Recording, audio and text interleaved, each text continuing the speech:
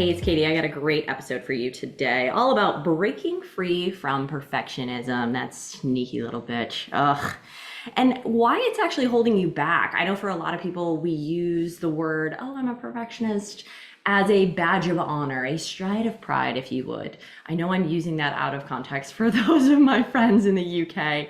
Just side note for anyone in America who doesn't know what a stride of pride is, we commonly refer to it as a walk of shame. But in the context of this, we're going to keep it PG and say that I do believe that a lot of people walk around here with perfectionism as a badge of honor, a stride of pride, if you would. Like, you're standing up a little bit taller, like, oh, I'm a perfectionist. And the reality is until you either A, start coaching with me, or B, you recognize it on your own because your life completely fucking falls apart, that all of a sudden you're like, holy shit, perfectionism is at the root of this. Okay, by the way, if you notice, like I've stuttered a few times, I've you can hear me breathing into the mic, like I'm doing this podcast imperfectly because I want to show you that when you do a podcast or anything for that matter, that doing it imperfectly is actually even more authentic. I want you to feel in every episode, it's as if you and I are sitting here having a conversation talking about perfectionism, only I'm just kind of on a soapbox. And so here we go. So when it comes to, again, this sort of badge of honor of perfectionism and you getting to a point where you have either coached with me and I share with you the downfalls and the pitfalls of having perfectionism, or your life comes to a screeching halt, you got to be really, really mindful that you're being so hard on yourself and being so critical of yourself that you can often do it to others. So whether that's in your love life, whether that is with your family, whether that's in your business, check yourself before you ready to wreck yourself, okay? Because the chances are, if you're being this hard on yourself and expecting yourself to do things so perfectly, you sure as hell are trying to do it to other people, which is going to cause chaos and unnecessary conflict between you. I've often heard people in dating talk about the ick, right? They'll say, I don't know, I didn't date her because I just felt like I got the ick. And I often question that. If I'm coaching them, I'll be this brutally honest. And if I've just heard somebody like I'm even dating or getting to know who's like, oh yeah, well, I just let her go because I had the ick. It's a red fucking flag for me because I'm like, oh, you're so hard on the other people in your life because you're so hard on yourself. And when somebody doesn't have the self-awareness that they are hard on themselves and it can be projected into other people or projected onto other people, that's something you want to be mindful of. So let me give you a perfect example of how this showed up with a business coaching client of mine recently as it relates to her own business, right? So recently she shoots me a text because they have text message support in between our phone calls. And she's like, I'm about to fucking lose it on this client. Like, I'm irritable because I often ask, how are you feeling? And don't just give me good, fine, busy. Like, give me an actual feeling word, right? She says, I'm feeling irritable. I'm feeling annoyed. I'm feeling frustrated. And I said, why? Tell me the story behind that. And she goes, okay. Like, this lady is asking for shit that I am not available to give her. She's wanting me to give it to her in like 2 seconds when this actually takes 2 days. And I'm just like so annoyed. Like, who does she think she is?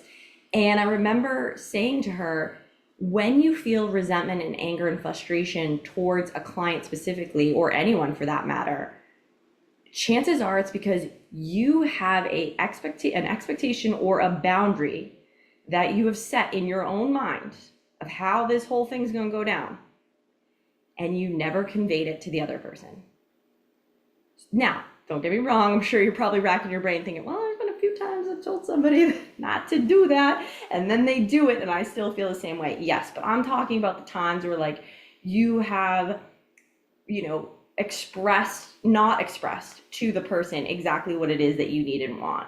And I get it, right? When we are trying to run a business and there's the pressure to make money and you're out here trying to pay your bills and have extra cash to be able to do really fun things, it can be very frustrating when things aren't going perfectly. So I want to start by having this conversation with you about, again, how, perfectionism may feel like a badge of honor, right? But it's secretly sabotaging your productivity, and it's certainly sabotaging your peace of mind. So we're going to dive into, in today's episode, sort of the roots of perfectionism, like where does it come from, how it impacts your business, And I'm going to give you some examples of how it's probably impacting you in life as well, and why it's time to let go of the illusion of perfection. I'm just going to give you the cliff notes. It doesn't fucking exist. Name a time that it exists. You're welcome to Instagram message me and be like, Katie, there was this one time. It just doesn't exist in my experience. And even when I think things go perfectly, they're not necessarily how I planned them out to be, right? So let's talk about what perfectionism looks like in business and in life, okay? So when we start there, okay, I actually like pulled up some examples because I was like, there was just like so many, okay? So let me say this again. What perfectionism looks like in business and in life. So note that perfectionism and ADHD and or ADD are commonly linked, and I'm going to get into that reason why in a second here. But you're going to notice when I go through some of these symptoms that you're going to be like, oh my God, that's like me to a T, or I know someone who has that. And it's often commonly linked to having similar symptoms as ADHD. So let's talk about this. Getting stuck. Okay, so you can get stuck on a task. You can often repeat the same behavior or say the same thing over and over again. You can have difficulty managing stress or shifting attention. You might be setting unrealistic standards. So you may be setting expectations for either yourself or someone else or the situation that is actually higher than it needs to be, right? So, okay, I expect this client interaction to go exactly as I planned, and because it didn't, now I'm like, bullshit, right? Fear of making a mistake. How about, can we like, you guys just like, can we just like raise our hands as we're going through this? I want to be like, guilty. Fear of making mistakes. So people with perfectionism and ADHD may have a fear of making mistakes or being hyper aware of the errors that they've made in the past. Let me give you a perfect example of something I just did.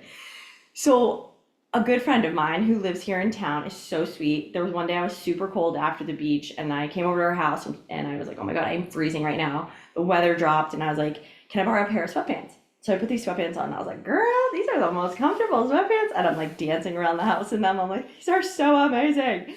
And she's like, why don't you take them home, just wash them, give them back to me next time I see you. So I did that. I washed them. I knew I was going to see her in a couple days, and I put them somewhere safe. And you guys, that was 4 months ago. I have no idea where these pants are. So the other day I see her. Now, mind you, that was probably back in like June or July. I've since seen her then, but I've brought it up a few times. Like, I can't believe I can't find these fucking pants. It's driving me nuts. I say it again the other day when she comes over to the house, and she looks at me and she goes, girl, you need to let that go. And I was like, what do you mean? Like, these are your pants. And I like literally lost them. That is just not cool. And she was like, it really doesn't bother me. Here's the deal. If you find them, keep them, wear them. I know how much you love them anyway. I mean, what a great attitude, right? But she's right, man. I needed to let it go. For months, I've still been thinking about the fact that I literally made this mistake, and the pants might have been $5. Do you know what I mean? Like, it wasn't really that big of a deal, but in my head, it was a big deal because she trusted me with something that she loved and cared about, and then I lost it, you know? And so I get like three more examples here. Procrastination. So you may procrastinate because the conditions aren't quote unquote just right. I hear this a lot with new business owners. If I don't have the right idea, or I'm not exactly sure which idea I'm gonna do, you might distract yourself and just start doing other tasks. People who are trying to post on social media start talking about their business and their idea may find themselves being like, the lighting was off, I stuttered in that, whatever the case may be, and you just don't end up completing the task, or if you do, it's very rushed. There's a sense of urgency, and with that comes like a shot of dopamine and serotonin that just like courses through your veins. Like, honestly, it can duplicate that of like what, it might feel like to take drugs or do to have a couple drinks to the point where you're drunk, right? It gives you the ability to be like, whoom, this big rush to like go get shit done. And I'm very mindful when clients come in and they start doing that, is to say, hey babe, I think at the root of this can be perfectionism, because it doesn't mean that you have to do things just right and or procrastinate and then feel the rush of like, oh shit, I got to get this done. It's almost time to get it out, because that can cause a whole slew of other issues, not just like, again, negative self-talk and criticizing yourself, but again, this sort of the damage it does to the body internally, which we don't even often see, right? It's that chronic stress that we hear a lot about, So that being said, the last two ones are, when it comes to perfectionism, is the negative self-image. People with ADHD and perfectionism may have a negative self-image. They may think negatively of themselves. I wrote a post recently that said, be cautious of the person who appears to have their shit together, because they'll be the first to tell you that they don't. And not only that, but they will also be, in my experience, really, it's not humility. It's actually like hiding that insecurity of like, yeah, I haven't had it for my shit together for a while, or I like want to come across as if I do because I haven't, or I don't. Again, it's wanting to give people the appearance like we have it together. And man, oh man, when we're talking negatively about ourselves, or we're so critical, or we're like, we do something that's deemed wrong or bad. I said this the other day to somebody. I said, it's not that you did anything wrong. It's just that you could have done something differently. And I was like, shit, I should write that down. Like, it came so authentically, but it's like, we are often so hard on ourselves and we get so in our heads and overthink it. Oh, I could have done it this way. I could have done it that way. And instead, it's really honoring that, like, okay, if I'm feeling quote unquote bad, which really underneath that, bad's not a feeling. We got to go a little deeper here. But let's assume you're saying to yourself, I'm feeling bad. Okay, well, what is causing you to feel bad? And really dig into it to allow yourself to be like, all right, you could have just done something differently. It's not that you did anything wrong. The last thing I'll share with you is, again, famous Katie quote over here. Said to a girlfriend who was trying to figure out which job to take, I looked at her dead in the eyes across the table. I go, you can't fuck this up. You're going to make a decision. You're going to learn something either way from this decision. You can't fuck it up. You're going to learn something either way from this decision. Don't you know? That's a sweet little thing. Said it back to me like a year later. And I was like, that's such great advice. And I didn't know it was from me. She's like, you literally said it a year ago. But it's so true. Like, with perfectionism, the opposite of that is just recognizing that you're going to learn from every single thing that you go through. Okay, imbalance in life is the last characteristic I wanted to talk about here. So perfectionism can lead to an imbalance in life where people, especially with ADHD, take time away from family relationships and non-work activities. So I call it like the all or nothing strategy. If you're in 12-step recovery, you've heard this phrase, like, man, oh man, we're like all or nothing. I had a client, again, recently share that she was feeling very overwhelmed and very stressed with all the things she has going on in her life, getting married, planning weddings, starting the business, getting some assignments down, trying to work full time, trying to go to school full time, like doing it all, right? And the advice I had given her was, why don't you write down all the things that are really driving you nuts right now that you'd like to kind of get in better balance? And what was cool was to see how quickly she came to this realization and had this self-awareness of what needed to get done. She made some subtle shifts on a couple of different things that made a really big impact. But the list was long. I mean, she came back to me and was like, I've got like these 10 things that I've already done. And I was like, okay, and your homework assignment now is to pause. It's not to do anything more. It's to integrate the work that you've already done and let it marinate. And let's see what pops up in a couple of weeks. But like for right now, we're not going to go change anything else in business or anything else in life. We're just going to let the changes you've already made sink in, because it's so easy for us to do this all or nothing. Like, you go from 0 to 100 real quick. By the way, if those of you who are just joining the podcast for the first time, I'm sorry, I'm not sorry that I'm going to quote hip hop quotes unintentionally. If you've ever hung out with me, this happens in real life. But some of the ways that you can manage, this perfectionism is focusing on self-acceptance, challenging any negative thoughts that you have. So not in like a bullying way, but just sort of like, is that true? The author Katie Byron, can't forget it. I think it's Byron Kate. She talks about this fact that you can always ask the question, is that true? Like when you're talking negatively to yourself. Practice reflective listening. So when somebody's talking to you, speak back to them what you heard. This will help you in those moments where you are trying to feel like you want to do it perfectly. You're not. I literally had a conversation with someone who reiterated something to me 4 times. I was so out of it when we were talking, and I was like, okay, wait, can we try this again? I'm listening. I'm just having a hard time focusing. He's like, yep, here's what I said. I was like, okay, so you said to do this? That's what I said to do. Okay, I can do that.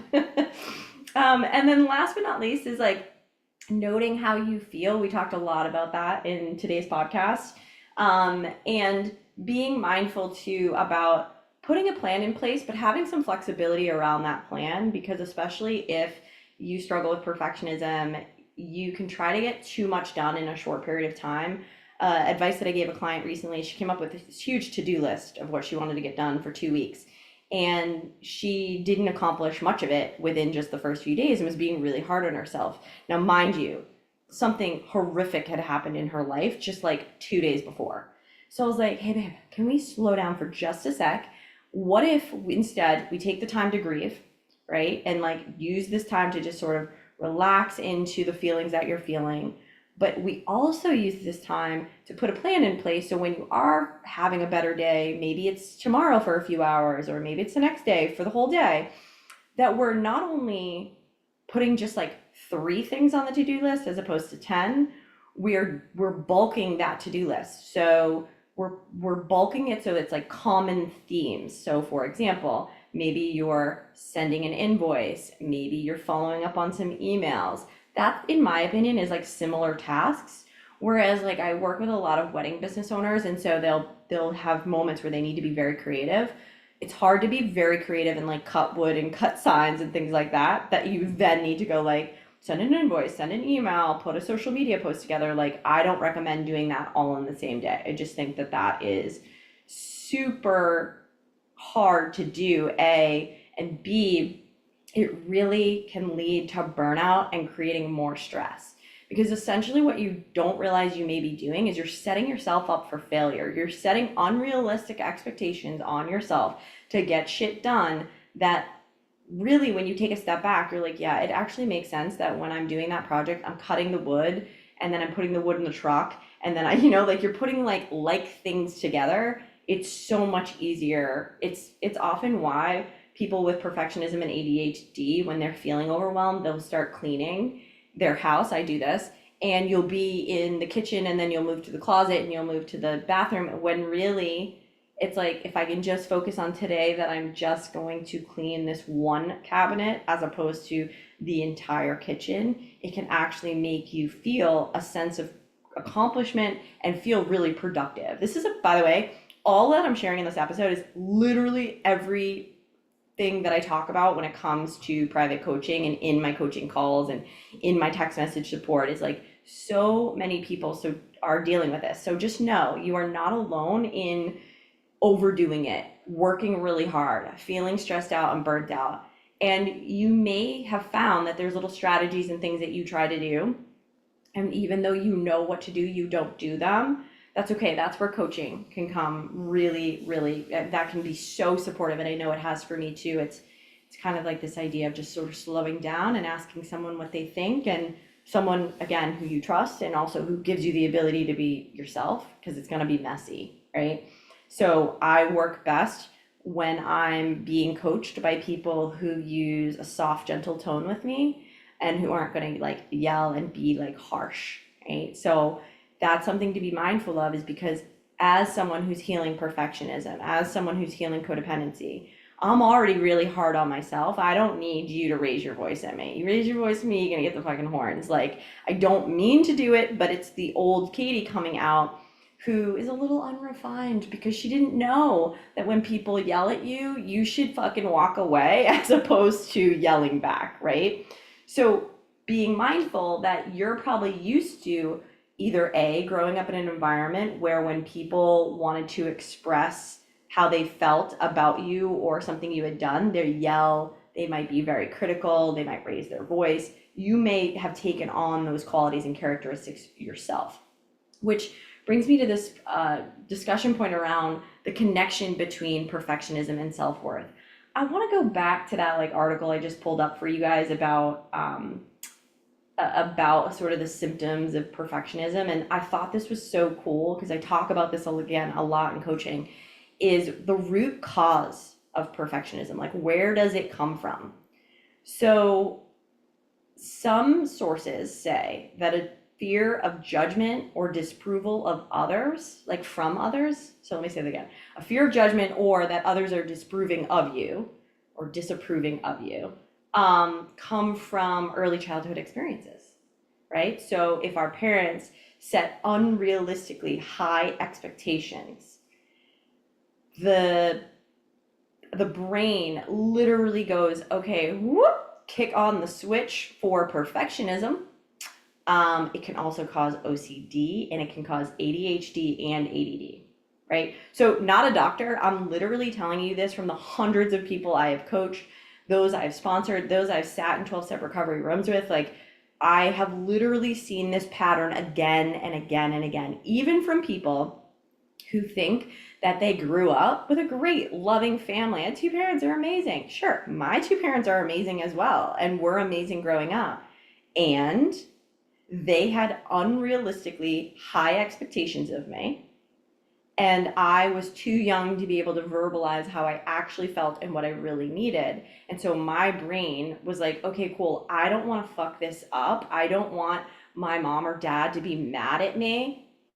And I don't want to, you've seen that look in your parents' eyes when they're just fucking disappointed. Like, that's the worst as a kid, right? Remember that? Like, so what happens is, in my opinion, I think of perfectionism and ADHD and OCD as like separate from the actual person, but rather they're like qualities and characteristics that have kind of swooped in and said, okay, you know what? I'm gonna step in here. You ever seen Inside Out when like anxiety takes the realm? Like, it is true. Perfectionism does the same exact thing. It steps in and says, okay, we, little Katie, or like whoever the younger version of you is, we want you to have the best self-esteem. We want you to feel loved and supported so that you can grow and do great things and be successful. And so the way that we're going to do that is we're going to kick on perfectionism so that you set really high expectations of yourself so you can get shit done and you can get everything that you want, so you will never have to feel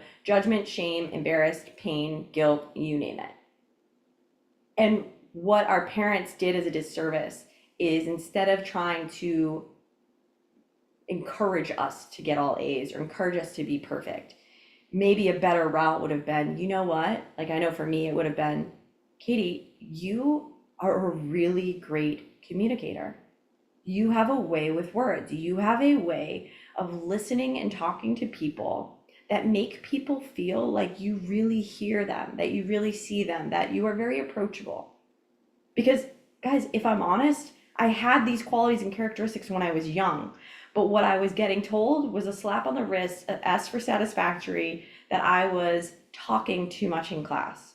Or, if I just were to shut my mouth, I'd be able to get all A's.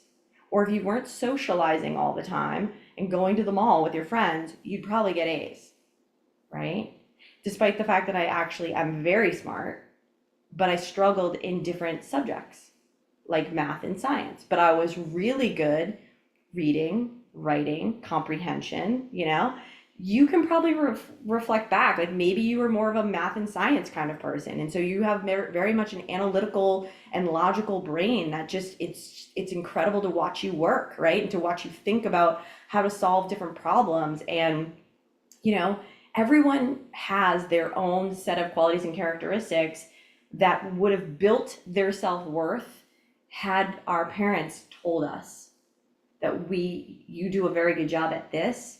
And even as we got older, right, into our teenage years, hey, remember, you're really good at this. This is what I've observed you're good at. Do you feel that you're good at that? Okay, cool. Now, these are the things that I'm seeing you do in your life that are not adding up. If in fact you said to me that the goal was to buy your home someday, or to go to college, or to travel the world, or to have a family, the things you're doing and the things you say you want and the things you're doing are not adding up. How can I help you get from A to B? Right? God, you guys, that would have been such a different approach, and my uncle and I were talking about this concept of, quote unquote, our parents did their best. And I said, yeah, but what if sometimes like their best wasn't enough? You know what I mean? Like, it's okay to say that. And it's okay as parents, as some of you are, is to say, okay, I'm going to try this differently.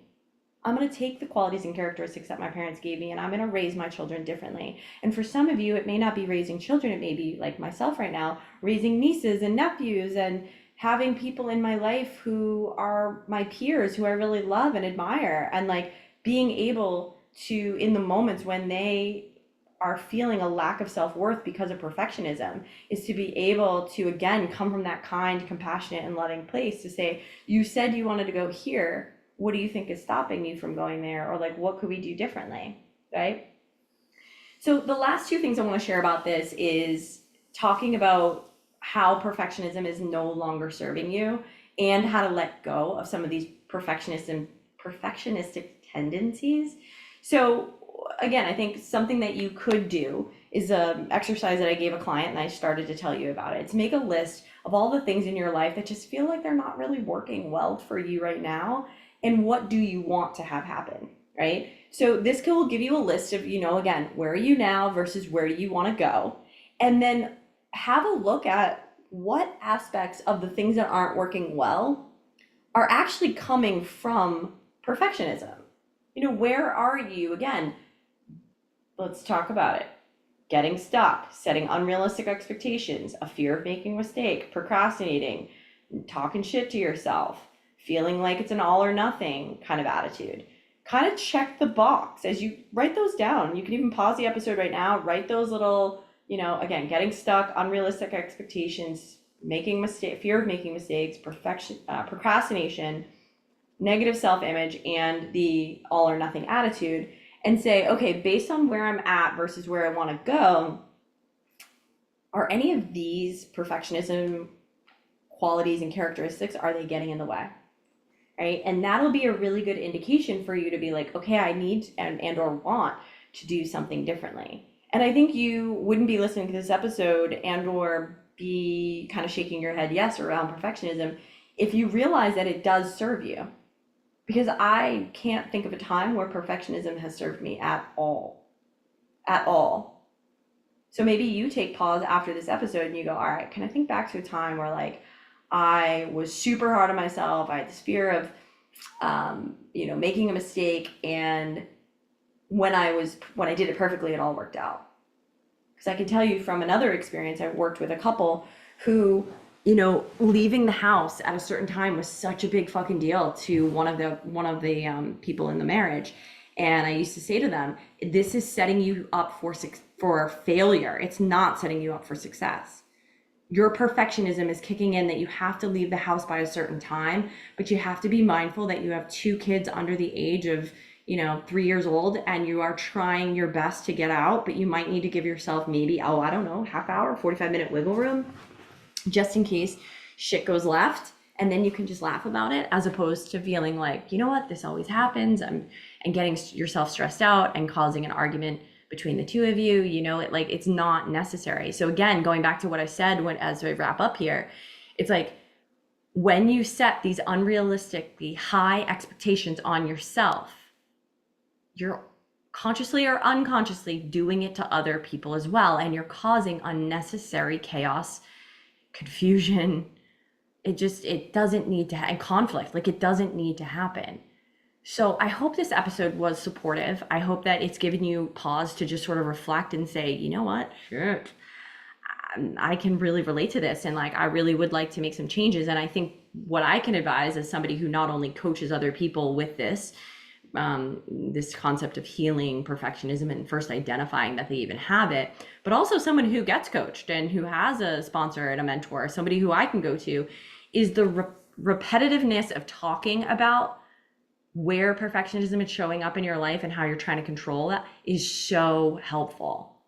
Like I give clients access to me every day. Doesn't mean I answer every day, but they have access to share what's coming up for them. And then I can sit back and reflect and be like, oh yeah, do you know that's a really common thing that you do? Or I'm so glad that you're bringing this up, or how cool that you've had this self-awareness. Okay, what do you, and then we talk it through, like, what do you think you could do differently? Or here, and I share my experience. Here's what I would have done differently if I were in your shoes. Or when I've been in a similar situation, I've tried it this way. How does that feel to you? That level of comfort, consistency, the accountability is the best way and the only way that I have found that real change happens. And what happens is the perfectionism starts to slip away, so does the stress and the burnout. So you're not as overwhelmed. You're not feeling like you're burning the candles at both ends. And so while I understand that not everyone, wants to get coached, you may have a therapist. The reality is you're only seeing a therapist maybe once every other week. So it doesn't, in my opinion, allow you to heal the perfectionism faster because there's not enough in between time where you're actually talking about what's coming up for you. So that's why coaching can be a great fit. So that being said, let's talk about ways to coach with me. Number one, privately. So I'll drop the link in here.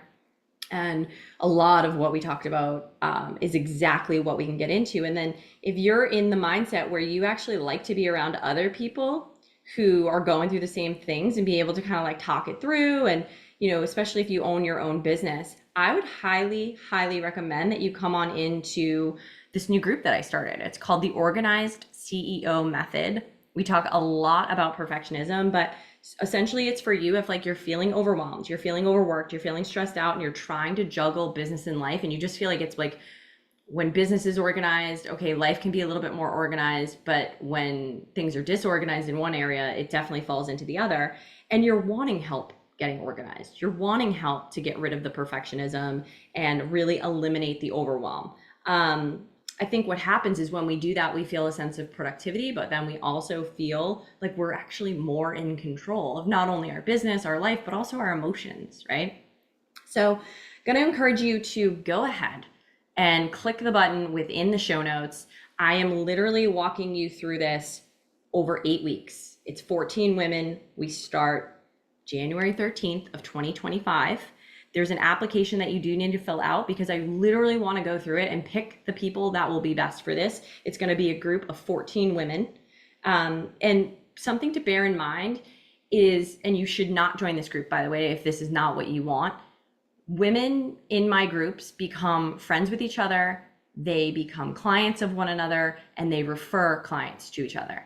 So if you're not a connector, if you're not somebody who enjoys connecting with other people or, oh my God, you got to meet so-and-so, you can't come into the group. Private coaching would be better for you. But I really am looking for women who, again, are feeling this level of, okay, I'm super burnt out. I'm feeling super disorganized, and I want to feel more organized, and I'm willing to help not only myself grow the business by letting go of the perfectionism, but other people. So go ahead and you can click the button in the show notes. If for some reason you're like me and I could never figure out where the fuck the show notes were when people were telling me, you could just email support@katiegrimes.com, support@katiegrimes.com, and we will send you the link so that you can apply. Make sure that you get your application in before December 13th. You will be notified on December 16th of 2024 that you've been accepted into the group. All right, in health and happiness, y'all. Bye.